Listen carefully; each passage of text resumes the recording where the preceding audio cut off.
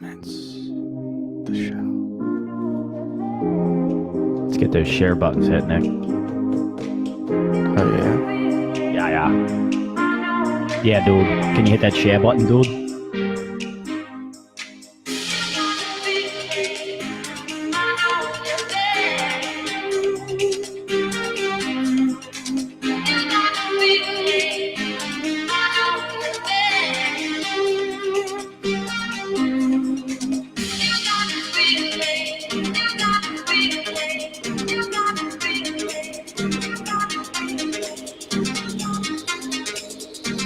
This is DJ J Rip on the ones and twos. Nick, do you like my house music here?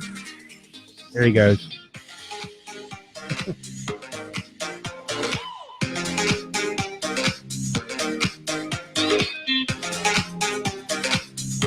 What is up, everybody?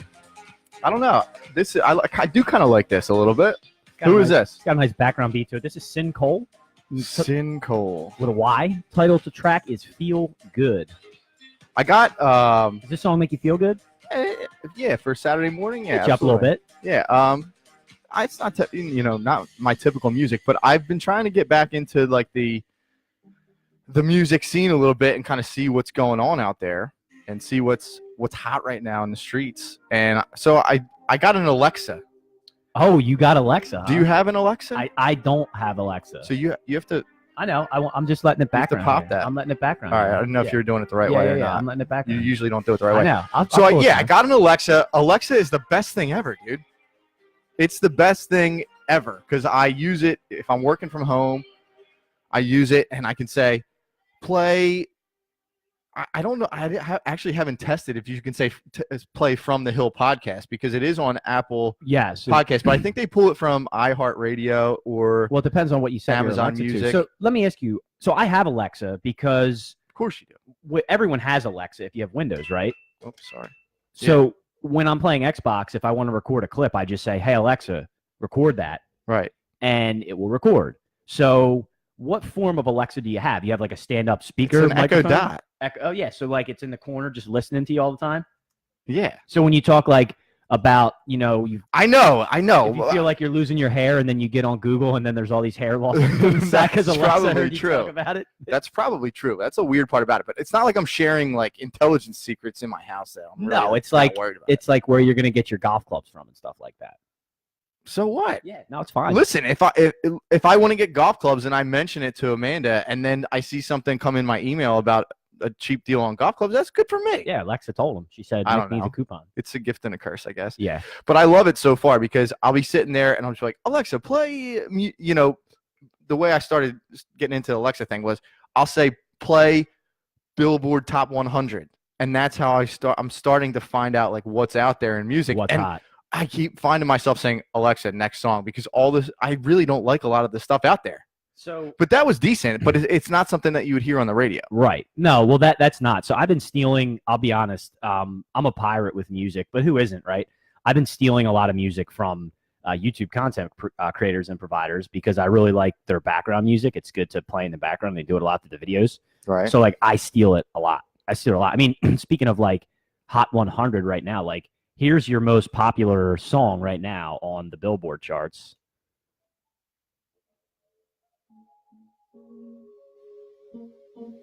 It's just Ariana Grande. Yeah. Yeah, it's terrible. Yeah. I would say Alexa next. See, the problem is, well, so is she. She's saying thank you next, right? Yeah. So the problem with that song is if you listen to it enough, it's really catchy. Like, it'll get stuck in your head, but it's a bad song. It's a terrible song. She has good songs, though. A couple. A couple. So thanks, everybody, for hopping on. As always, if you can do us a favor, click the subscribe button on YouTube and the iTunes podcast application. If you're on the live feed, please click the share button. Leave us a like. Leave us a thumbs up. Share with your friends.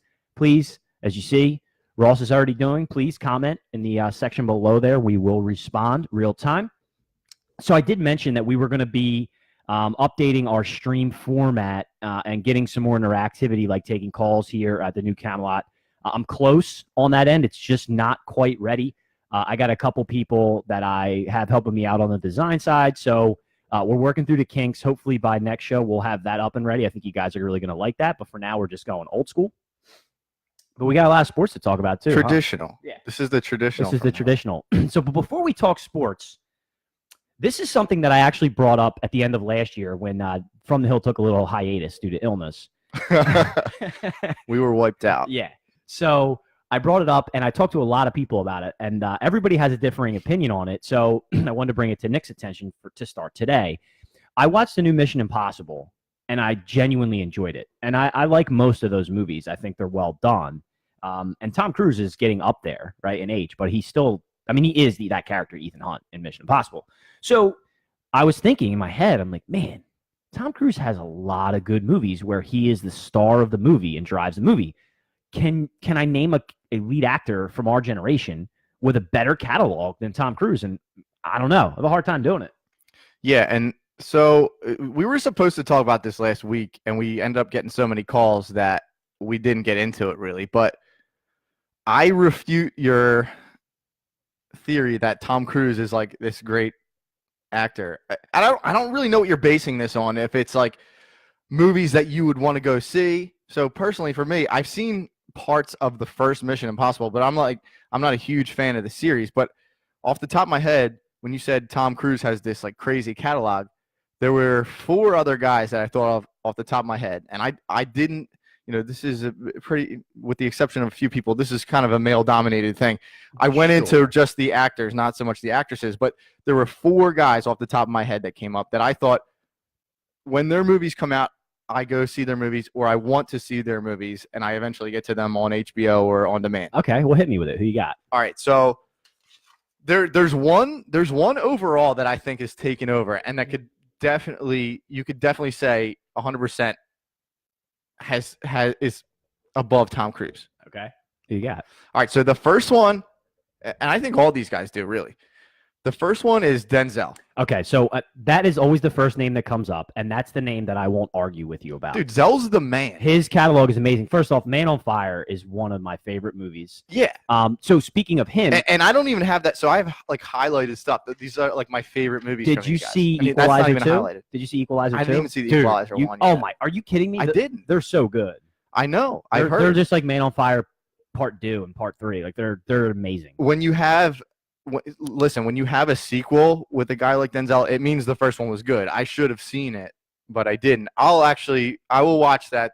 I will try to watch that this weekend. Yeah, you need to. Actually, I think I may own that digitally. I might be able to share it with you on my DirecTV package if you want to watch it for free. I'll find it. I can find it on my thing. Denzel is there. So listen, Agreed. Listen to his works, okay? All right, and this is kind of like in chronological order because I went to their IMDb's, obviously. Glory, Malcolm X, Philadelphia, Pelican Brief, Crimson Tide, He Got Game, Siege, Bone Collector, Hurricane. Remember the Titans is a highlighted one for me because that's my favorite sports movie of all time. Classic. It's up there with Major League. Okay. Training Day, an all-timer, right? Amazing. John Q. For me, Great movie. love that. I love that movie. Great I know. Movie. You know, it's a heartstringer. It'll pull on those heartstrings. Antoine Fisher, which I never saw. Man on Fire is really good. Man on Fire is amazing. Inside Man is really good. Inside Man is underrated. Futuristic type of bank robbery. That's a highlighted one for me. Yeah. One of my favorites. American Gangster was okay, but it was one I went to see in theaters. That movie let me down. It did, but it was one that you went to see in theaters because you were really excited for that movie. The previews were better than the movie. Right, absolutely. Yeah. But it did produce a good soundtrack by Jay-Z. Sure. Oh, I mean, it was a good premise. It just Pelham 1, 2, 3, underrated movie. Yeah, dude. Now John Travolta's great. That was a remake. Yeah. But you know, James Gandolfini's in it. Denzel's in it. Travolta's in it. I enjoyed that movie. It's like kind of It's entertaining. Yeah, exactly. Yeah. The Equalizer I have and Fences, which I didn't see. I didn't see Fences yet, but apparently it's about. There's a baseball aspect to it, but I don't know. I haven't seen Fences either. It won some awards, or it was up for awards and stuff like that. I'm gonna see it eventually. Well, Denzel's catalog is up there. I got to go for everybody. Yeah. Because I didn't put out the Tom Cruise catalog, right? Because I think sometimes people forget about the longevity and the breadth of roles that Tom Cruise has played. So obviously, I mentioned the Mission Impossibles, right? And they've been going on for 20 years now. And I enjoy all of them, except maybe 3. 3 wasn't great, but they're all very good. And I'm an action kind of guy, like James Bond movies and stuff like that. So Top Gun, amazing, right? Yeah, but it's kind of like hokey. It's almost like a caricature type movie. You're gonna argue about Top Gun? That movie's great. It's lame. Jerry Maguire, all-time classic. Okay. A Few Good Men is an amazing movie. Okay. American Made is a newer one that he just did, which if you haven't seen, you need to check out. That movie's amazing. It's about a drug trafficker working for the U.S. government covertly, on trade routes between Colombia and like Louisiana. Amazing. That's a newer one of his, by the way, too. Edge of Tomorrow with Emily Blunt, who I'm a huge fan of. Minority Report, underrated movie. I already said A Few Good Men. The Last Samurai, another underrated movie. He's very good in. Come on. That's a great movie. Stop. That's a great movie. And he's got, and that's just the tip of his catalog, right? Like, I don't want to go through all of it, but the breadth of what he covers is. He does a lot of action stuff. He's more of an action, but so does Denzel. But like, I mean, look at Denzel's best roles are when he's that action guy, that badass. Yeah, I guess so. But I'm talking more like high-speed chases, diving off of buildings, Well, that's that type of stuff. Yeah, that's Mission Impossible. That's Jack Reacher. Did you There's watch another that? one, Jack Reacher. I heard that was lame. It's entertaining. He's more like a quiet badass in that one. I get what you're saying. Like he's been around for a long time, and I think anybody that can stay around for that long, obviously there's some quality to their work, and there's some watchability to the movies that they put out. But I think I just think there's other guys ahead of him, and Denzel was the first one that popped into my mind. Now there's another one. Before you name your next ones, I did peek at your list, and I saw your next name. I knew he was going to be next. I didn't see your next two. Stop peeking. I was just looking. I didn't mean to. I saw, but I knew you were going to say him, and I'll parry with you about this guy. But do you have Will Smith in your list? No, not enough, right? And recently he's been. That's actually a good name because. There was a time probably 10 years ago when he was the guy. I would say 8 years ago he was the biggest actor on the planet.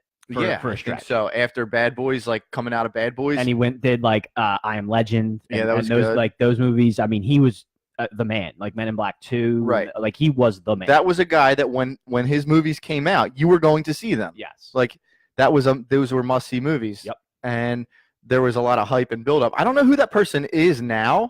Who is that person now? That's a good question. That's like kind of in that age group where Will Smith was. Well, what kind of movies like that are coming out now? I mean, we've talked about this before. Now it's a lot of like Avengers Part 10 and the next Marvel movie. And that's kind of what the remake of Jurassic Park. I mean, Chris Pratt's kind of a big star. We know who it is, dude. We already talked about this before. It's The Rock. It is, but he's also he's also not in like that 25 to 35-year-old category. He's like a little bit older. Yeah, but he's But you're not. When I see a Rock movie, I'm not like I'm going to see that movie. No, because they're all the same. Like diving off the skyscrapers. Like Godzilla's going to fight. It's kind of goofy, but he's diving off of skyscrapers with one leg. Like they're like guilty pleasure movies. Yeah, he's like the new Sylvester Stallone doing like Rambo and Cliffhanger and stuff. Yeah, so I don't know, man. I don't know who that new guy is. I think they tried to make it Zac Efron for a while, but I think he's kind of fallen out of that. They tried to make him that. He's actually coming out with a movie that I just heard. There was on a podcast I was listening to. It was actually PMT. Haley Joel Osment was on there, and he's talking about this movie that he made with Zac Efron, where he plays Ted Bundy, the serial killer. Really? I don't know the story of it, but it seems weird. That is weird. So I think they tried to make like him that guy. I don't know. I'm just coming up. I'm drawing a blank because I didn't do any research. I'll tell you who they tried and made it like 5 years ago. Sam Worthington. Remember he did Clash of the Titans, and then he did the new Terminator movie, and he did Avatar. He kind of like he kind of looks like Hugh Jackman a little. Well, he's the Avatar star, right? He's the main guy in Avatar. Oh, yeah. He was in everything for like that 4-year stretch, and then all of a sudden now he's gone. They were trying to do it with him. He wasn't really good. Like there's like a good looking guy factor that gets you to be a movie star, but then you also have to have a little bit something extra. Yeah, you know what sure. I mean? And I don't think that guy had it. No, he didn't have it. Obviously. But yeah, so I don't know. Do you want to get back into my list? Yeah, give me another one. All right, so the next guy I have up is Tom Hanks. Tom Hanks is a great catalog. Tom Hanks was a guy for a while there that when you saw a movie come out, you were like, that's going to be a great movie. That's going to be at the end of the year, whenever they do the Oscars, or I think they do it in like February, right? I have no idea. So they get through the year, then they nominate, and then they do the awards in February. You knew his movies were going to be there at the end of the year, right? Sure, Best Picture. So Big, starting with Big. Like Big was a good movie. It's a very good movie. Turner and Hooch was a cool movie. Turner Hooch is funny. It was fun. It's funny. It's fun. Sleepless in Seattle. Nah. That's up to you. Whatever. Nah. League of Their Own. Great movie. Philadelphia again. So Tom Hanks in Philadelphia. Forrest Gump, obviously. Forrest Gump. I've heard a lot of, especially on the radio lately. I've heard a lot of things like Forrest Gump wasn't a hard role to play. So let me ask you this. In the climate that we live in 2019, do you think that Forrest Gump would fly the way it did 20 years ago? When that movie came out in 95, we were like 10. Do you think that movie would be as well received as it was received as it was then if it would come out now? Because basically, he's mentally challenged. So we feel so much different about talking about those sort of things now than we did back then. You don't have to answer because it's very uncomfortable. Yeah, dude, that's a weird question. That's a crazy question. I was just thinking out loud. I didn't think about that. I'm just thinking, okay, that was a great movie. I don't think. See, that's the thing. They're not making movies like that anymore. That's what I mean. That's my point. It's like Tom Hanks is, playing Magneto. That's his next movie, like because everything's a superhero movie anymore. So if I can continue my list, all right, Apollo 13, good movie. Yep. Toy Story, dude, he's like the lead in Toy Story. Yeah, him and Robin Williams. Yeah, but voice acting. No, not Robin Williams. Tim Allen. I thought Robin Williams was what's his name? Buzz Lightyear. Buzz Lightyear. Nah, it's Tim Allen. Dude. Yeah. Oh, yeah, you're probably right. Yeah, I'm definitely right. That Thing You Do, underrated movie. You ever seen it? Negative. Say it's a good movie. It's about music and stuff. Saving Private Ryan, obviously your favorite movie. Yeah, all timer. You've Got Mail. I never saw it, but you hear things. Green Mile, great movie. Castaway, great movie. Road to Perdition, never saw it, but heard it's a great movie. Catch Me If You Can, one of my favorites. Very good movie. Yeah, with Leo. Love that movie. Da Vinci Code, very good. Captain Phillips. These are like legit movies. So you're missing one. There's actually two that's a really underrated Tom Hanks movies. The first one is called The Lady Killers. It's actually a remake. You have all these weird ones, dude. This movie is so funny. We used to watch it right when I was a senior in college. It just came out, and it's a remake of like an old movie from 1940. But they're hilarious in that movie. Hanks is amazing, and a really underrated Hanks movie, The Terminal. You ever hear about The Terminal? I have. He's like a Russian immigrant, and he gets stuck in the airport. Stuck in the airport and lives in the airport. Yeah, I saw a little bit of it. I think I saw that before. All right, so my next guy, and in this you're gonna get some mixed opinions on this, but I think he's more along the line of a Tom Cruise, and that he's not like a spectacular actor, but he has movies that you want to go see. Okay, you got Brad Pitt. Thoughts? Yeah, so I've already argued against Brad Pitt before. I don't know if his catalog can rival Tom Cruise's in the fact that is he the lead in his movies? Like, let me hear Brad Pitt's catalog. A River Runs Through It, Interview with the Vampire. Which is, by the way, Interview with the Vampire is a Tom Cruise movie. So, but multiple people can be in movies. I know, but I'm saying the parameters of the catalog are you're the star of the movie. Brad Pitt's the secondary guy in that movie. Tom Cruise is really the star. I didn't know that was the thing, but whatever. He's in the movie a lot, right? Sure. Legends of the Fall. Never saw it. Me either. Seven, great movie. Great movie. And he's the lead in that. Oh, what's in the box? 7 Years in Tibet. Never saw it, but I heard good things. I saw it. It's okay. Meet Joe Black. Good movie. Fight Club, everyone's favorite. Fight Club's amazing. Everybody's favorite college movie. Right. But again, so let's look at your two there. So when we talk about Meet Joe Black, is Brad Pitt the star of that, or is it Anthony Hopkins? Because Anthony Hopkins is amazing, right? And then when we go to Fight Club, is Brad Pitt the star of that, or is it Edward Norton? There's co-stars, man. I know, but Tom Cruise is the guy in Mission Impossible. Tom Cruise is the guy in these movies, like Jerry Maguire. You can have co-stars. He is driving these movies. You can have Continue your list. Snatch. Now that's one where he's not. That's a Guy Ritchie. Yeah, I mean that's a great movie, but there's multiple storylines going on. Yeah, and there's nobody that's really the star. Would you say? No, I agree. All Guy Ritchie movies are great, by the way. Being John Malkovich, the Mexican, Ocean's 11. That's an ensemble. I kind of disqualify the Oceans because Because it's an ensemble. Yeah, because it's an ensemble of cast with Matt Damon, George Clooney. Yep. So just because there's all stars in the movie, Don Cheadle, Troy, great movie. I love Troy. Love Troy, dude. That's one that I'll like click and stick. Hector. And here's another click and stick for me, Mr. and Mrs. Smith. That's an awesome movie. Great movie. Action. Love it. Benjamin Button. You know that's a remake, right? No. Yeah, it's a remake too. I didn't know that. Well, Angelina and Brad did it better. Yeah. Benjamin Button, Inglourious Bastards, Moneyball, love Moneyball. 12 Years a Slave, Fury, and The Big Short, which I don't even like remember what his character was In The Big Short? Yeah, wasn't that more Bale? Wasn't that Bale and Carell? It is. I'm trying to think of where Brad Pitt is in that movie. It's been a long time since I saw Me that. too. I That's only a great saw it movie once. too. Fury, I love. His catalog is up there. It's up there for sure. All right, my next one. You probably saw this one coming. Bobby D. Yeah. Deer Hunter, Raging Bull, Untouchables. Midnight Run is one of my favorite movies of all time. Never seen it. What? Never seen it. When is that movie released, man? I'm 33. Probably in the 80s. Yeah, I'm 33, cuz. Dude, you got to see Midnight Run. Really? This weekend. I got stuff. Do it. going Goodfellas, obviously Backdraft, Cape Fear, Bronx Tale, Casino, Heat, Copland. Analyze This, Meet the Parents. Great movie. The Score, Showtime. Nobody knows the Showtime, but it's with Eddie Murphy.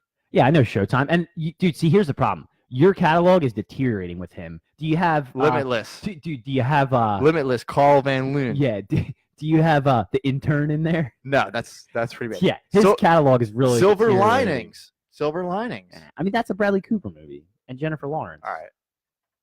This next one is the winner, I think. I can't wait for this one. You already peeked at my I sheet, told so you I only know. saw the top name. All right, this guy's the winner. And it's because every movie that he's in, he's the star of the movie. Okay. And you want to go see the movie Okay. because he's in it. And it's Leo. Yeah, he probably is the winner. Him and Denzel, I think, are the two that I could put like when we go for argument. They're legitimate, like. And Leo perfectly fits the mold of what I'm talking about. The same way that Denzel and Tom do. They drive their movies. Yeah, but Tom's movies aren't as good though. They're not like they're content wise. They're not like I don't know, at dude. the level of They're really Denzel good. and Leo movies. I think they are. They're action movies. They're not all action movies. They're guilty pleasure Jerry movies. Maguire is not an action movie. They're like you go through. okay. He's got one thrown. He's got a ton that are not. But you're talking multiple Mission Impossibles, right? Well, that's a series. You're talking The Last Samurai. Like that's an awesome movie. That's not going to go down in history as like one of the best movies. It's a great movie. So Leo's starts out with What's Eating Gilbert Grape. Yeah, that's not my favorite Leo movie. No, I mean it shouldn't be anybody's. Romeo and Juliet was actually an underrated movie for me. I like that movie. You're killing yourself here. I'm sorry. You're coming out with some stinkers for Leo. Well, those are the first big ones that he was in, and he was like 14 at this point. Titanic was obviously the huge one. Gangs of New York. Catch Me If You Can. Yeah. The Aviator. And this next one is probably my favorite movie of all time. The Departed? Yeah. Yeah. Well, I'll gather here for the briefly Departed.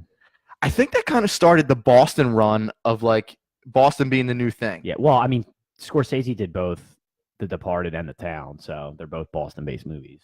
Did he do The Town too? Yeah. That's an awesome movie. Awesome movie. Awesome movie. But that kind of got the Boston thing rolling, I feel like. Maybe I'm wrong. Maybe there's something that preceded that. Everybody loves doing a Southie Boston movie. Like, we're going to get trashy into the South End of Boston. But I think once that movie came out, everything was Southie. Like, that's all you heard about, Southie. Yeah.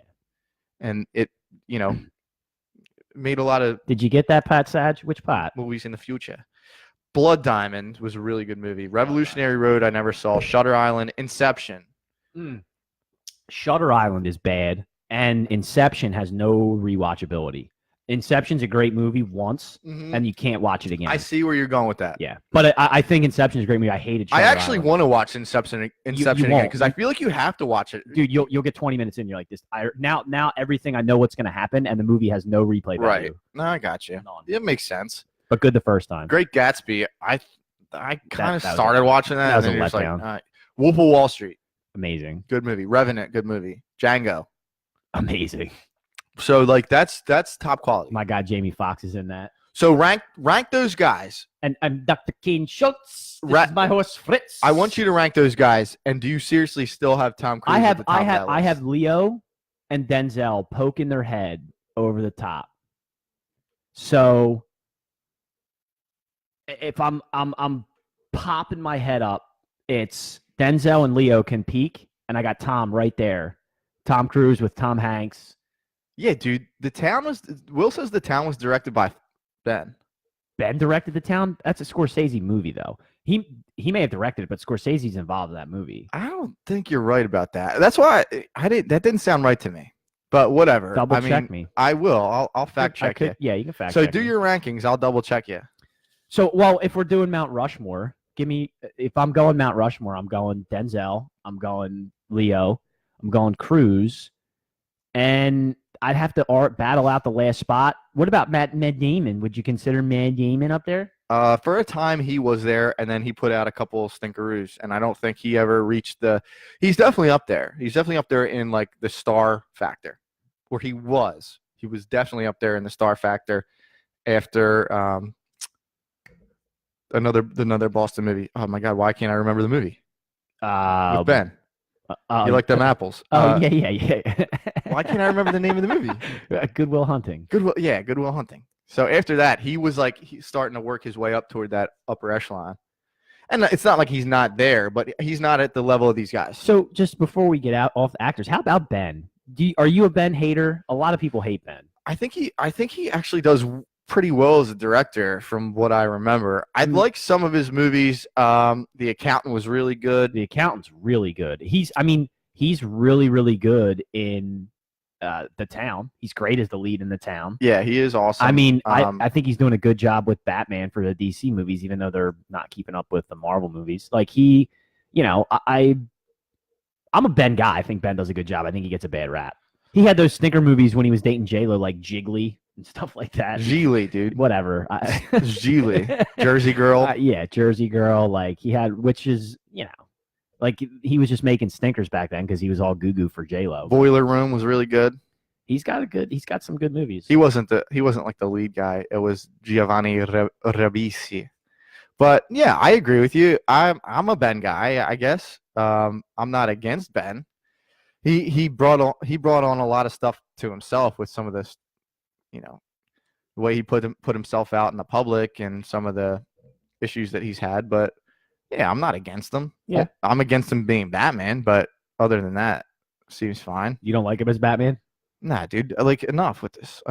Like how many Spider-Mans do we need? How many Batmans do we need? You just don't want any more. Of course not. Movies. So. No, and why would I? Yeah, I do. All right. So my rankings, I do Leo, Denzel, probably Tom Hanks. Like Tom Cruise isn't even like he's behind all these guys. Well, you don't like a lot of his movies, so I understand that. Robert De Niro's got to be up there. No, dude, he's before our time, man. He is, but you still would go to see his movies. He's disqualified from my list. It's because you've never seen Midnight Run. So. Right. I mean, if I was going there, I'd put Harrison Ford up there because I love all Harrison Ford movies. It's good. I mean, Harrison Ford's, I'd put him over Bobby D. I just think Leo's the guy, and he's been there for a while. Yeah. Well, to answer your question, and so is Zell. I think the number one guy right now, as we move off, that is the biggest star in Hollywood that drives a movie. If he's in it, you're going to go see it's probably Leo. You think still to this day? I think so. I think he's still leading that charge.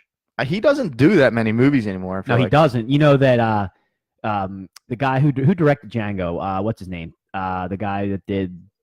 Is it Tarantino? Yeah, yeah. So Tarantino had to beg him to be in Django. Like he followed him to his vacation in like South Africa or something and begged him to be in that movie.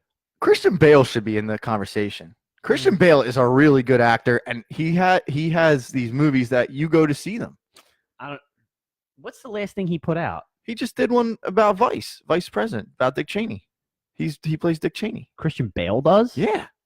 I've never seen that. Dude, as far as the most talent out of all them, I put Christian Bale at the top. As far as talent, like being an actor. Great movies. I mean, The Prestige is great. He's got some good movies. All right, so I think Bale's still the guy. And he's been doing it for a while. He's 44 years old. I'm pretty sure that he just did the Vice movie. But I don't know what that is.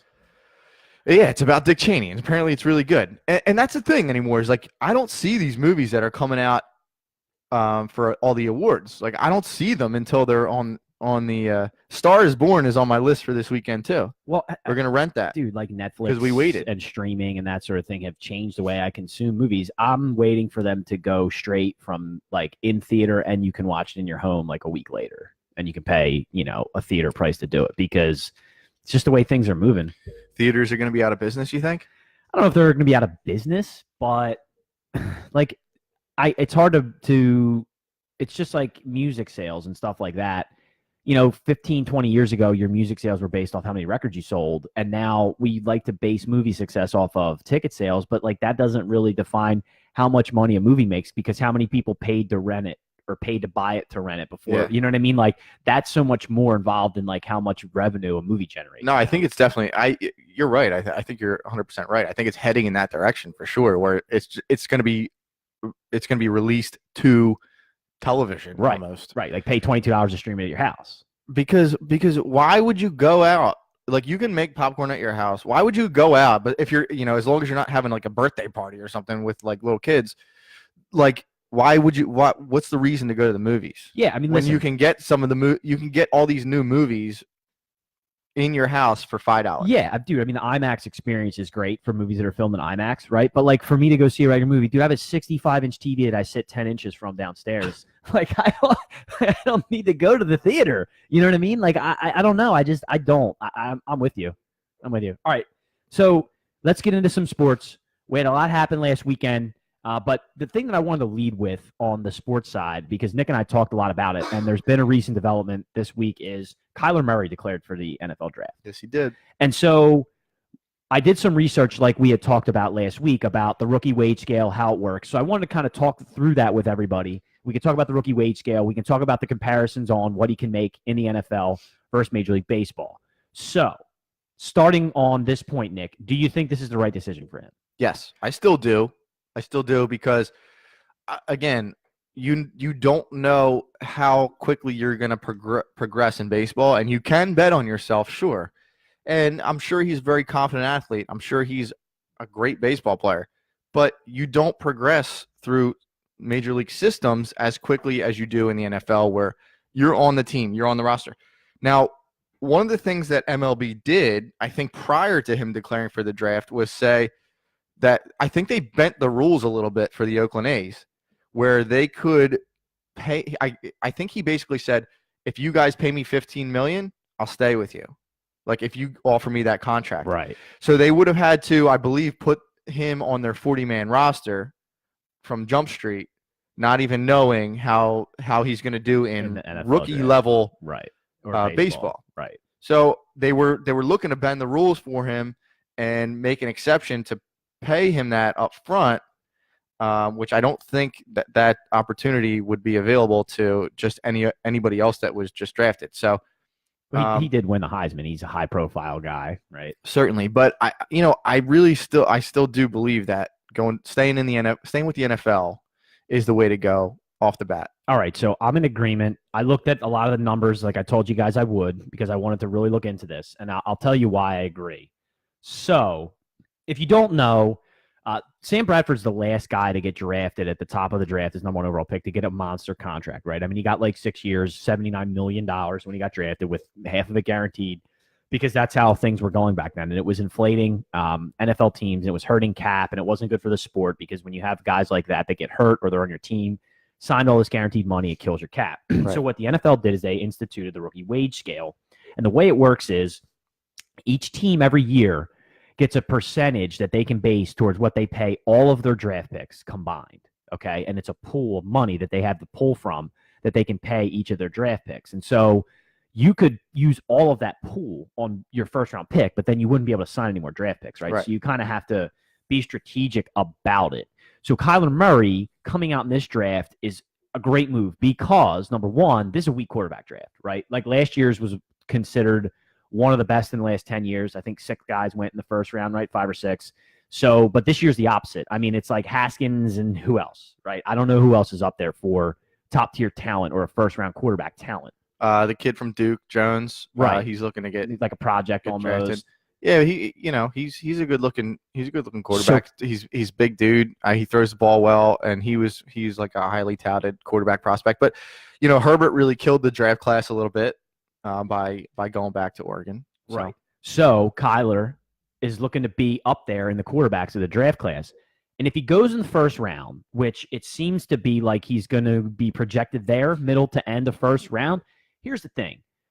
I'm not going to sit here and like talk about all his measurables and whatnot. I'm never going to tell somebody they're too short to do anything. I mean, I'm not the tallest guy in the world, so if he can play quarterback, he can play quarterback. It's a different league. I'll let the analysts and the people that measure that stuff at the combine and all that, they can come up with that. But here's what I'll give you. If he can get in the first round, I'll give you some comparisons for what people get paid now. Okay. So last year's highest paid first round pick signing his contract, Josh Rosen, 4 years, $17.5 million, $10.8 million signing bonus, 100% guaranteed. Yeah. So compare that to what he was going to get with the A's. Yes, it makes more sense to come to football now and go in the first round. As long as he can make it in the first round, which it sounds like he will, he's going to make more money in football for the first 4 or 5 years. Then after that, like we said, in baseball, nothing's a given after that because you got to earn your spot in both sports. If he's going to re-sign a big contract after that, he'll have to have earned it. And if he would have been playing baseball, it'd be the same thing. Right. So in terms of the money, makes way more sense to play football if you can go in the first round. I agree with that. And what we didn't even factor in was the rule changes and the things that have been going on with the rule changes as it pertains to the quarterback in the NFL. Now, there's a lot of old school players, like one in particular, Deion Sanders, came out, and Deion, speaking from experience, says, yeah, dude, like I would play baseball. I wish I dedicated more time to baseball. But Deion's looking at it from his perspective, whereas he's a cornerback. You know, he's making tackles. He's getting beat up. There aren't rules to protect Deion Sanders as a cornerback. There are now rules in place for the quarterback where you're not getting hit in the head. Obviously, he's going to be a scrambler, but he can slide. Like, guys aren't getting crushed anymore on slides, you know, unless Kiko Alonso's coming in like a bullet. That's a new thing that I don't think Deion's factoring in when you look at being a quarterback in the NFL. We're also seeing a progression of smaller, you know, more athletic quarterbacks. When you look at Russell Wilson, Baker Mayfield now, you know, who am I missing? There's just a progression of that type of player that can succeed now in the NFL. So, all right, you said a couple things there. Let's talk about them. So, in terms of the comparisons, those are the two guys. And really, it's more Russell than Baker because Baker's like 6'1", 6.5", 6'1". Russell Wilson's 5'10", 5'11". But when you look at those guys, Drew Brees. I mean, Drew obviously not as athletic. He's not going to run around as much, but he's not a big guy. The mold he's being compared to is Russ and a little bit Baker. But the thing is, those guys are broad. Like Russell Wilson is yoked. He weighs like 215.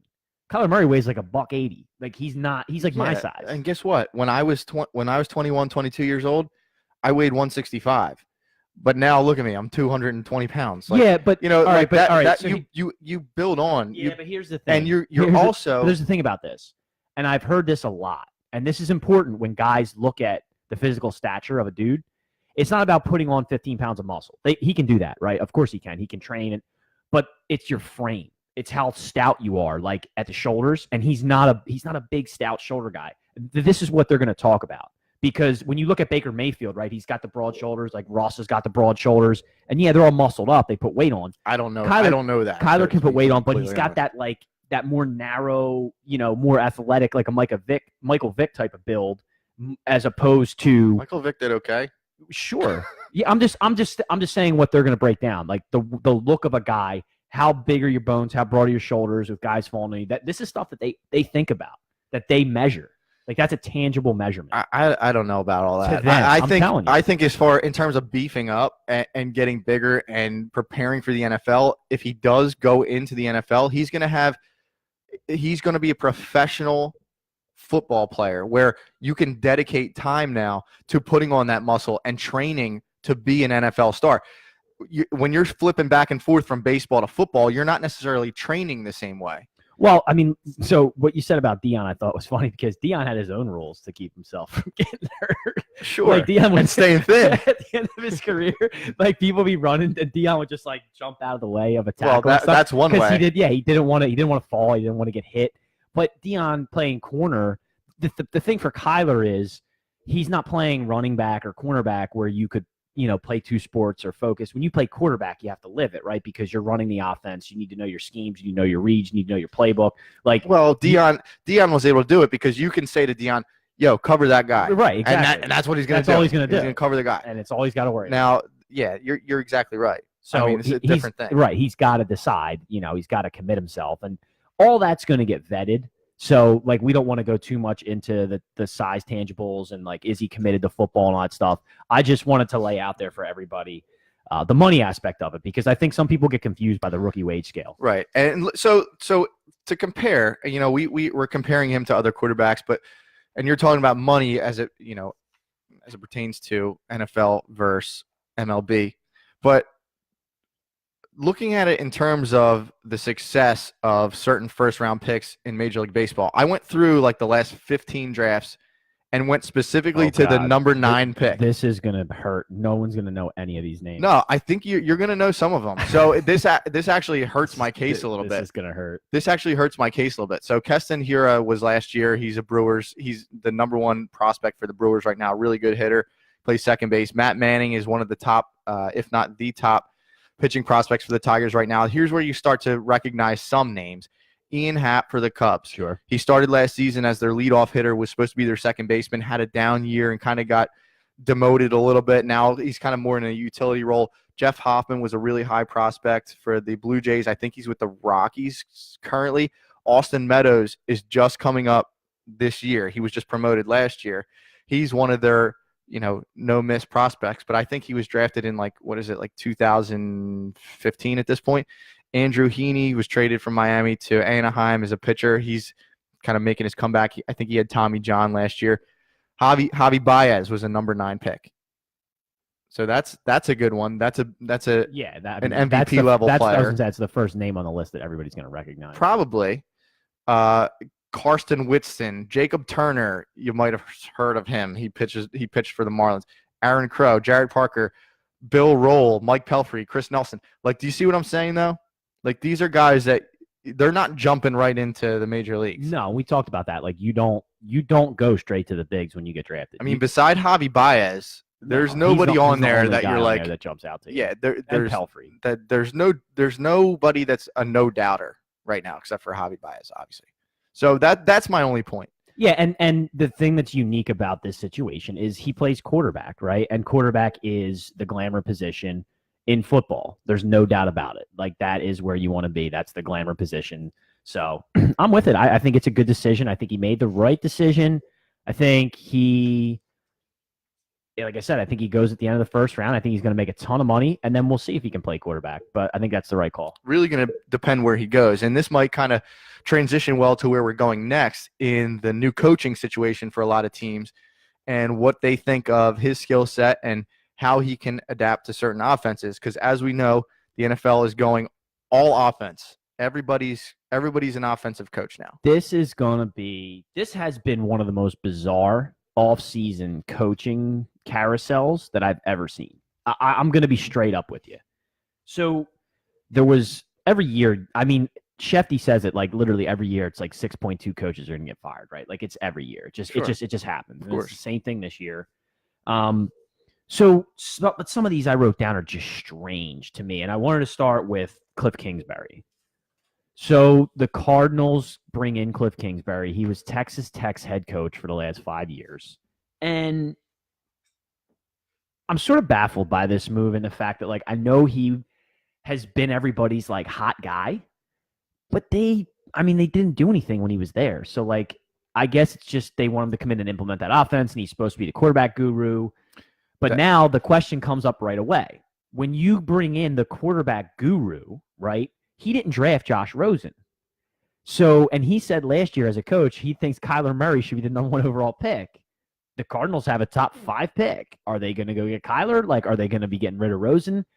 That's a whole crazy thing that when a head coach comes in, because in the NFL, the head coach wants to tie himself to his quarterback, right? Because his job could be on the line. So that's a weird one to me. I don't know if you have any thoughts about that overall. I do have thoughts on that overall. And what you said was that it's a strange hire. And looking a little bit more into it, not knowing that much about Cliff Kingsbury off the top of my head. Well, he has worked with a lot of kind of high – he's gotten the most out of his quarterbacks. And they have been in the mold of Kyler Murray. So he coached Case Keenum at Houston. He was their kind of quality control guy, and he worked closely with Case Keenum. Case Keenum. But so, you say that joking, nobody knows Case Keenum, but in college, Case Keenum was a prolific passer. Oh, yeah. And he was a very successful quarterback. It's Houston, right? So in Houston, Yeah. yeah. So he got a lot out of Case Keenum. He was the offensive coordinator of the year, I think 2 years straight. He also coached Johnny Manziel. My man. So listen, My man. he got the most out of Johnny Manziel. I think Johnny Manziel got the most out of Johnny Manziel. But you know what? Johnny came into the league and he did nothing, right? He's gone to the Canadian League and he's done nothing. Oh, stop it. He hasn't. Leave my man alone. Well, when he was there, when he was being coached under Kingsbury, he was a big deal. So Kingsbury got the most out of him. He had the best, in my opinion, hands down, the best single college football quarterback season in the history of college football. That's a different day, different conversation. But I'm just putting that out there. And it was coached under Cliff Kingsbury. Baker Mayfield, when he coached him at Texas Tech, Baker Mayfield was a freshman starter for him. Obviously, we know he transferred, and Davis Webb became the starter. Then he also coached Patrick Mahomes. So these are guys that are they're guys that are in the same mold as Kyler Murray, and he got a lot out of those guys. And I think that might have been the conversation before hiring him. Like, what do you want to do? So I would venture a guess that they might go after Kyler Murray, the Cardinals, and maybe trade Josh Rosen to the Dolphins or a team that needs a quarterback. Sure. Obviously, the Redskins. You pick one. Yep. So it's not as weird. It's not a weird signing to me. And I know that a lot of people have said that doesn't make any sense. How is he going right from college? Like, he's not even been on the college scene that long. Well, yeah, I mean, he has been in there a little bit, but he also has worked with these quarterbacks. He's gotten the best out of them. And he played with Tom Brady for a little bit and Bill Belichick for, like, I guess it was a year or something like that. So that's a throw-in. Yeah, that's but right. I don't think it's as strange a signing as people have been saying. Okay. That's all. I like that. All right. So the Jets hired Adam Gase, and I'm sure everybody's seen it by now. If you haven't, you need to check it out on YouTube. His press conference was just nothing short of bizarre. Like the eyes and I'm like, I don't know what. I watched it without the sound. Dude, it's mind-boggling. Watch it without the sound. I know. It's even worse. Dude, he's just like. It's crazy. So there's something that I learned about in my old profession. It's called hypervigilance. And that's the first thing I thought of when I saw the top whites of Adam Gase's eyes. That's a weird thing. When you see the top whites of somebody's eyes, get out of the room. Like, go somewhere else. Because you don't want to be around that person. They might do something crazy. I'm serious. I'm being dead serious. Okay. They say you see it a lot in this hypervigilance. You see it a lot in PTSD type situations, and you see it a lot in guys that come out of prison, because you always have to be like hyper aware of what you're surrounding. So it's the enhanced state of sensory sensitivity accompanied by exaggerated intensity of behaviors whose purpose is to detect activity. A perpetual scanning of environments to search for sights, sounds, people, behavior, or anything reminiscent of activity, threat, or trauma. It fits all the characteristics of this. Yikes. Yeah, man. Yikes.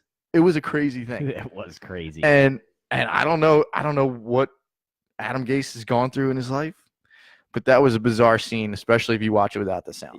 I think it's sort of a bizarre hire. I mean, I know he was everybody's hot guy going to Miami, and they did nothing. And now it's like, yeah, just come to the Jets. You can do nothing. They just pass coaches around the AFC East that aren't on New England. Like Rex Ryan goes from the Jets to the Bills. Now you got Adam Gase going from the Dolphins to the Jets. Like, they just pass them around. They just want to be mediocre and let the Patriots dominate for another 10 years. Like, I don't get it. I don't understand it. Well, this one I think goes back to who he has worked with and worked under. He's worked with Nick Saban. He's worked with Steve Mariucci. He's worked with Rod Marinelli, which, Josh McDaniels. He's coached with Mike Martz, who was at the time ran a super high-powered offense, maybe the most super high-powered offense in the history of the game with the Rams. The greatest show on turf. And he also coached Peyton Manning in Denver. Okay. So this offensive mindedness in the NFL, I mean, this is the same case. Adam Gase does fall into that category, and I think That's when his pedigree. When you look at kind of like who he's worked with and coached under and learned from, then it makes a little bit more sense.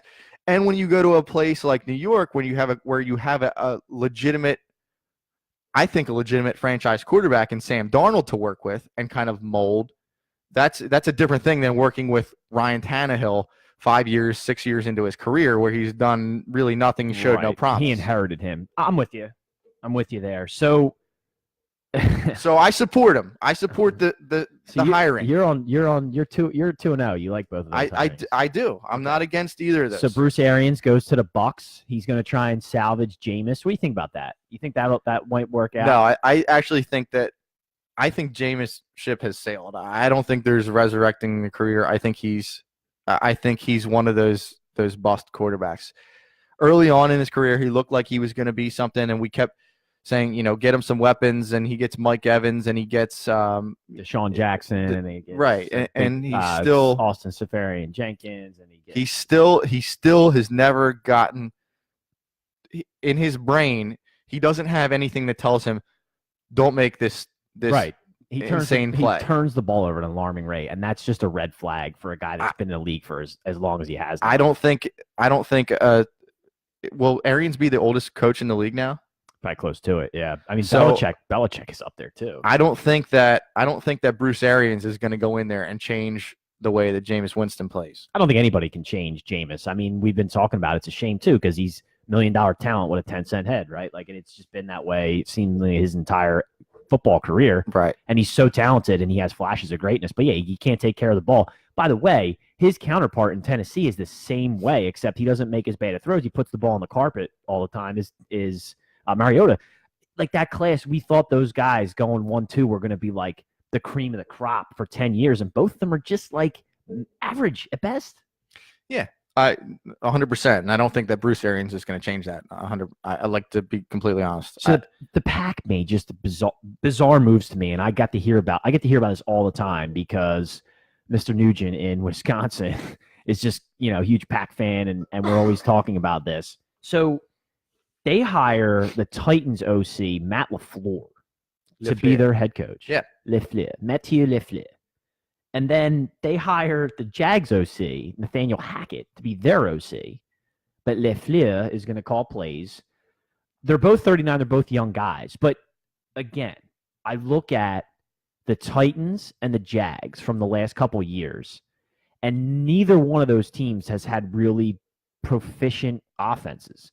So where is the success moniker here for these guys that says they are deserving of these positions? I mean, the Jags offense has been pathetic. So here I can kind of give you my theory on this. Okay. First of all, the LaFleur thing. LaFleur has to. I would like Ray Donovan to look into this. I think LaFleur has some kind of dirt on the Shanahan family. I'm dead serious because I didn't know all this like before I started looking into like his history. Kyle Shanahan has basically taken him from place to place with him, wherever he goes, right? So he worked really closely with Shanahan, with Kyle, the son, with the Texans to start out. Somebody call Ray? Yeah. What do you want? He's got to look into this. What do you want, Mick? He's got photos of Kyle Shanahan doing something. So he worked closely with Shanahan at the Texans. Shanahan brings him over to Washington to work with Dad, right? Yeah. And he works really closely with RG3, Kirk Cousins, which isn't necessarily a feather in your cap at this point. That? Yeah. Then he goes for a year to be the QB trainer at Notre Dame for a year, maybe 2 years. I think it is. I don't know. But who cares? Then he goes back to Atlanta to work with Kyle Shanahan again. He also brings his brother in, right? A lot of like nepotism here. Mike right? LaFleur comes in and works as part of the offense as an offensive assistant. Okay. And he works with Matt Ryan. They go to the Super Bowl. They lose the Super Bowl. Then he goes to LA with McVay. All right, who was also with the Redskins in the Shanahan family. Right. But McVay is the boy wonder. It's a very family type thing. Yeah.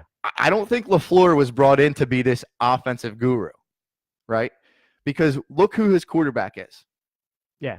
They want to change the way that the Packers run. And I think they're going to let Aaron do his own thing. I think this is the guy that they said, bring this guy in. Have him sit down with Aaron. Let him say what Aaron wants to do, and Aaron's gonna run the offense. By the way, have you heard about Aaron Rodgers? Like nobody likes him. He's a jerk. Yeah, like nobody likes him. His entire family they don't talk to each other. His brother hates him. He doesn't talk to his. Anybody that spends an absorbent amount of time around Aaron Rodgers does not like him. Like he doesn't like people. He's not a very personable guy. No, like he's very odd is what the scoop on him. I don't know what the story is with his family, but that's been well documented. Yeah, I just thought it was interesting that he's just one of those guys that like doesn't get along. But that's my thought on this LaFleur thing is he's basically gonna be a wet blanket. And I kind of agree with you because they're gonna try and just let Rodgers do his thing for the next 4 or 5 years. And now the way I see it from the Hackett hiring is he is not necessarily a quarterback guy. Like he has been a quarterback's coach. And he's worked with quarterbacks, nobody of note, honestly, nobody of note at all. But he has developed some running games with the Bills. He worked with Gruden, which the Pack have not had for the last like 10 years. He's worked with the Bucks. I could see that being valuable. He's been the Bills OC, and he developed their running game pretty well. And Jacksonville had the best running game in the NFL last year. Yeah, I mean that's how they've gotten it done the last couple of years. So I think throw the ball. I really think that's the game plan here. Let Aaron do his thing, but let's also develop a running game now where we're not just a one-headed. But see, that's kind of the problem. There is that's kind of counterintuitive as to what Rodgers' problem was because McCarthy has been a guy who has always tried to commit to the run, but they never were able to put it together. But he wanted to shove the ball down your throat. He had no game to it. Cutting Rodgers loose. He had no strategy to it. He had no method of attack. And as soon as it didn't work, it was gone. Like for the rest of the game. Right. So I really think that's the thought process here. Got to commit to the run. Bring in this wet blanket that knows a couple guys. He's worked under Sean McVay. He's worked under the Shanahan family. Who Kyle Shanahan, I think, is a very good offensive coach, and I think we're going to see that when Jimmy gets back and gets healthy. But I think it was that, and then the second part of it is let's develop the run game. Let's see what Hackett has to bring to the table. How did he get that? How did he get that offense last year to be the best running attack in the NFL? Interesting. So that's my theory. You're like a glass half full guy today on these coaches. You're so optimistic about them. I am because I kind of see I'm looking more at the strategy than I'm looking at the name. I know these guys know a lot of people. They've worked with Nick Saban or Mariucci or Sean McVay or Kyle Shanahan. I get that aspect to it, but you're gonna there's plenty of names out there that know these guys, right? By the way, it's not just knowing somebody that gets you hired. Omitting a name when you talk about the coaching trees that it's starting to aggravate me. I got to bring it up. You keep omitting a name. Let me just tell you, if you want to be successful in this league, you know who you need to get. You need to get yourself a guy off the Andy Reid tree. That's true. I mean, Andy Reid's tree. He's like the new Holmgren tree, right? Like it's now the Andy Reid tree. You want a guy off that tree, pick one of those fruits off that tree, because look at what they're doing in the league everywhere. All his guys get spread out. Harbaugh in Baltimore. You got obviously Dougie P here in the city. Frank Reich over in Indianapolis, right? I mean, go through the league. His guys are everywhere, and they're succeeding. Sure. Get yourself an Andy Reid guy. Nagy's an Andy Reid guy. He sure is. But, you stay around long enough, which Andy Reid is probably the longest tenured coach now that Marvin Lewis is gone, right? I would say Bill, right? Yeah. I'd say Bill because Bill was beating Andy when he was here in Philly. It's got to be Bill now. Okay. Yeah, I see that. Okay. Bill and Andy. Two good trees, and you're going to get hired if you work for those guys. I totally agree. Yep, that's your tree. All right, so let's go to the conference championships here. This is a weird one. I thought you were going to go 8-0 for the second week combined for your ATSs. I didn't. Only one game got you. Yeah, the Chargers got me. The Chargers got you up there in New England. Yeah, that was pretty brutal. I guess you just don't bet against the Patriots when they're at home. Pretty much. You just don't do it. Pretty much. So I thought this year was the year for P-Riv, and I think we keep getting tricked into that. Yep. The only game that got me was the Colts. Andy and the Chiefs showed up. My boy Patty went off, and they dominated that game. So this is the first year in a long time when it's been both 1-2 and 1-2 from each conference to make it. So it was chalk. The only dog actually to cover last week was the Eagles. So everybody else got beat and covered. I had that. So let's talk about this week's games. So let's start in the AFC. Interesting about this game, New England going to KC. New England is a 3-point dog. Yeah, I see that. I mean, I see that. If you're setting the line for yourself, what do you set it at? I mean, I probably would be under 3 just because it's the Patriots, but not much. Maybe hook it like 2.5, 2 for the Chiefs. But I still have them favored. I think the Chiefs have been the better team all year. I think the first time they played, it was in New England, and Patty just came out excited. Otherwise, for 3 quarters, they outplayed that team, and they should have won that game. Listen, that's the difference maker this year. Is the quarterback. That's the difference maker. The Chiefs have gotten to this point with Alex Smith. Sure. They've been a really well-oiled, staggering offense with Alex Smith, and now they actually have somebody with some zip, some moxie. He's a playmaker. The kid's a playmaker. He really is. Now, one of the things that scares me is he is a rookie, technically not a rookie, but he is a rookie in this certain situation, and he may look to make a couple plays that are the bad decisions. That's the only thing I'm thinking here. Yes, and Belichick is undefeated against quarterbacks seeing him for the first time in the postseason. No quarterback has ever beaten Bill in the postseason the first time he's played them. So they did play earlier this year, and the Pats win that game. Right. And the Saints have also played the Rams, and the Saints have won that game. Right. Interestingly enough. So do you look at that when you're factoring in? This is the thing about that.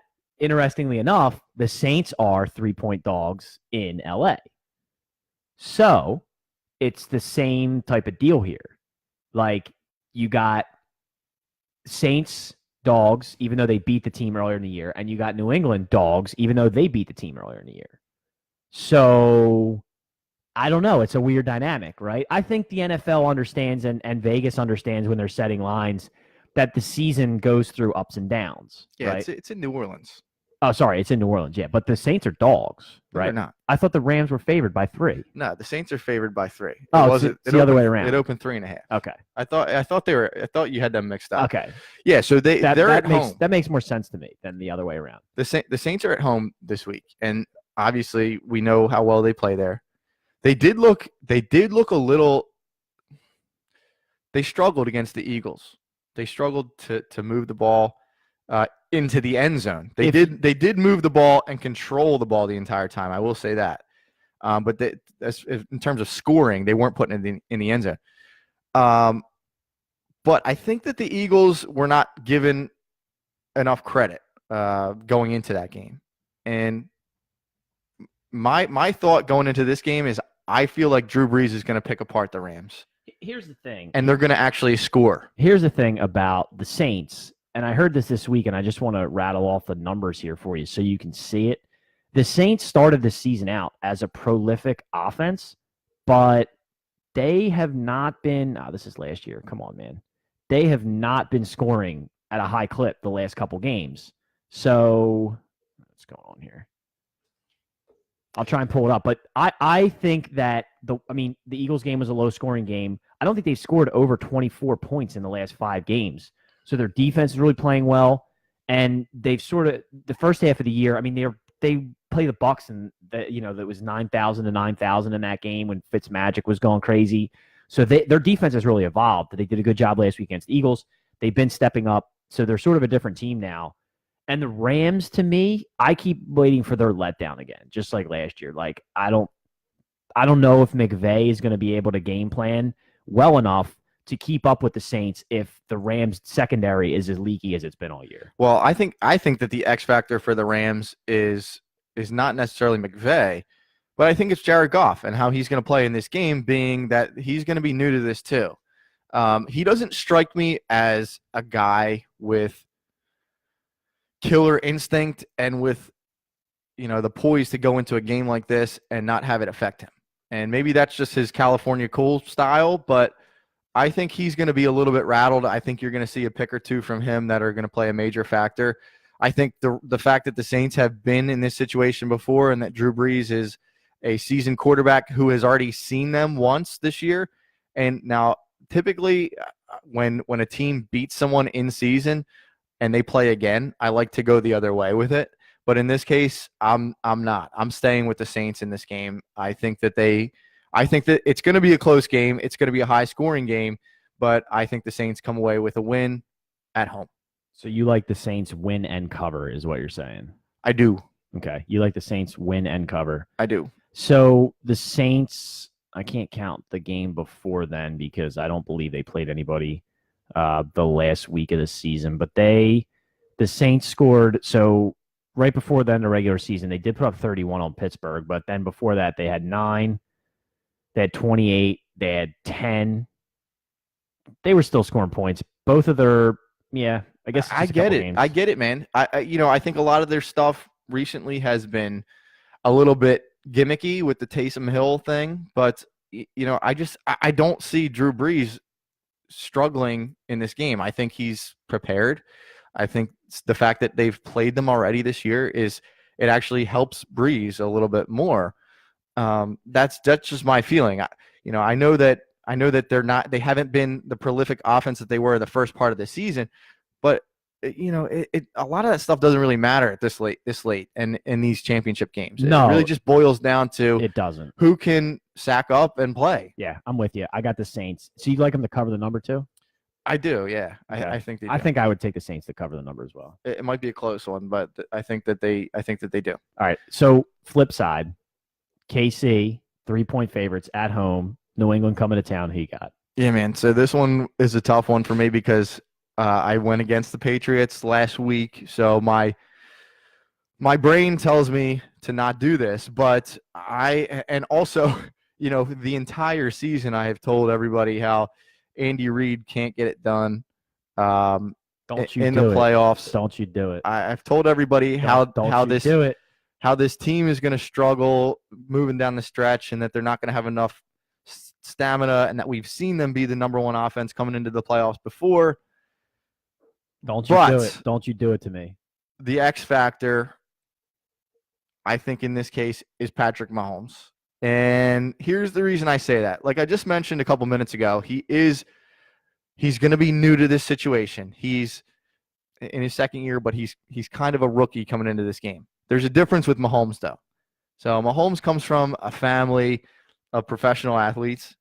I think he's seen things like this. I think he's prepared himself for things like this. I think he's going to be in a good position to win this game. And I'm going against the Patriots. I'm taking both teams at home. I'm going with Big Red and the Chiefs this week to win and cover. I hate that you're taking the Chiefs. I'm taking the Chiefs too. I'm obviously we didn't talk about this beforehand, so you guys are getting this fresh. I told you last week not to bet against New England, right? Everybody was counting them out. They were at home and they just waxed the Chargers. And I am the type of guy, I'm always a favorite rider, right? When it comes to betting and picking games. You weren't with the Colts. Always roll Tide. No, that was my one dog last week. I went 3 chalks and a dog. Oh, no, I love Andrew Luck. I do love Andy Luck. But I also like the Chiefs here. I think that, like I said, I watched that entire first game, Chiefs-Patriots, by the way, was an amazing game. Now, that was, towards the beginning of the season. But I thought Patty just came out a little bit excited, missed a couple throws high, and then once he settled in, they were rolling. But I think New England's playing really well also. Of course, they're going to be well prepared. They've got probably the greatest quarterback of all time. The way he sprinkles the ball around with his weapons, last week Edelman was just everywhere, right? Like he completely destroyed that team, and he's 5'9", and he was everywhere. So what they do on offense still is amazing to me with the tools that they have. But I love Patty. I've loved them all year. I love Andy, and I think this is it. I think they get the job done. I hope they do. I've heard a lot of Andy Reid hate this week, which I don't necessarily get. I mean, we need him. We need him to shake that moniker off, if he can't win the big game and all that. Because when you look around at coaches in the NFL, it's really hard to name me a better one than Andy Reid. I agree. You know what I mean? Like what he's done for how long he's done it. And like we were just talking about, look at the success that his coaching tree has throughout the league. Like it's really hard to name one that isn't, that's had a bad career coaching outside of Andy Reid. Right. He needs a Super Bowl. He needs another appearance. He needs to knock off the Pats. I'm going Chiefs. And by the way, I'm going to be rooting for the Chiefs. I am too. And listen, this year, I think with the weapons that he has this year, there's no more excuses for Andy. this year, right? No, I mean, no. I mean, if you think to yourself and look at the 4 teams remaining, if you could handpick the weapons that you could, if you could take them from an offense, who would be your top guys? Obviously, Michael Thomas is probably the best receiver in the league. Maybe Julio, top 3 receivers in the league. But I think the biggest weapon is on the Chiefs, and that's Tyreek Hill. Yep. The fastest guy in the league. Yep. He's a playmaker. He's got star power. Yep. He can be wherever he wants to be in the blink of an eye. Yep. So with him, Kelsey, they're gonna have Watkins going. Who am I forgetting here? Damian Williams now, who has stepped into that role and playing at the same level as Kareem Hunt. And he brings a little bit of a different package. He's a bruiser, man. Like, he runs hard. There's nothing missing from this offense. No, they're just so good. And actually, what I was looking at this week, like Eric Berry's health could be an issue. He's a guy, like, he's one of them guys, obviously cancer survivor, which is amazing. He's playing in the league. He's one of those guys, like, he's the best safeties, top 2 safeties in the league when he's healthy. So, big thing there. So that's something to watch for. But for sure. So we're both going Saints, Chiefs, Super Bowl. Yeah. I can't wait to watch the Patriots and the Rams. So I heard someone this week credit Will Kane's show. He was ranking his Super Bowl outcomes and what we want to see, right? Like, what matchups do we want to see? And that was easily like last, like dead last. What was? The Rams Patriots Super Bowl. Like, who the hell cares about that? I would still watch it. Well, of course we're going to watch it. Let's be completely honest. I mean, the Rams have a nice little offense themselves. It's not like they're without weapons. Yeah. What do you mean? Yeah. Yeah. They have a ton of weapons on that team. Yeah. I mean, especially if Gurley's is healthy. So, I'm not going to be disappointed with the outcomes either way, but I am definitely rooting Chiefs. In terms of the NFC, I don't really care. I just hope it's a really good game. I think Breeze comes out. I'd like to see Breeze get another Super Bowl. I don't like Sean Payton, but I do like Drew Brees. So if it's Saints-Chiefs, little preview, you'd root for the Saints over the Chiefs? No, I'm going with Andy. I'm sticking with Andy. Andy. We're Andy guys. People are going to hate that, but whatever. This city loves Andy. I don't care. Look, Andy gave us a Super Bowl because he got Dougie P here. The Eagles got a Super Bowl because of Andy. We love Andy. Andy's a Philly guy forever. Once he's done coaching, he'll be right up in the front office next to Lori. I think that would be great. 100%. I think it would be great with Doug on the field. Carson will be in his, 10th year. We'll have a couple Super Bowls under our belt, and FTH will still be here talking to you guys. That's true. One thing that we didn't really get into, but we can do it while we're jamming out the danger zone. But James Harden's just scoring stretch here the last couple weeks. What do you think about that? He's allowed to do whatever he wants. Dude, but it's awful basketball. And they lose. Like, he puts up 58 and they lose. By the way, he scored 58 points with 1 assist. Yeah. It's like straight 1997. Give one guy the ball. Just let him do whatever. It's not good basketball. I mean, he's good, but it's not good basketball at all. No, I mean, but he's kind of incorporating all the new NBA things and get how he creates his own shot. We're taking advantage of a couple referees extra steps, so he's taking advantage that way. He's taking advantage of the move to the 3-pointer being so important in the NBA, and he's shooting it at like a 40%. Oh clip, yeah, I mean, dude, it's obscene. Everything that you want to say about James Harden, what you can't deny from him is how good he is offensively. It's unreal. He's guaranteed points because even if he wants to drive, he's making a circus play to get the ball in the hoop, or he's going to the line. That the other night, I forget the team. Maybe it was the Pelicans or I can't remember, one of those Western Conference teams, and they ended up losing the game. And the head coach afterwards, they're asking him about James Harden. He dropped 58, and he's just in his press conference, he just goes, I'm sitting there in amazement. He's like, we're talking to the guys, like, I don't know what to do. I don't know how to stop him. He's unstoppable. Like, he is. He's unstoppable. We're gonna have to spend some time on the next podcast getting into a little NBA after we wrap up here with football season. We're about to start getting hot and heavy with NBA, baby. We're about to start getting games that matter here. But that's all we got for today, guys and girls. Thanks everybody who jumped on the feed. Once again, as I said at the beginning, if you like the show, please share it. Give us likes, give us clicks, give us thumbs up. Helps us out.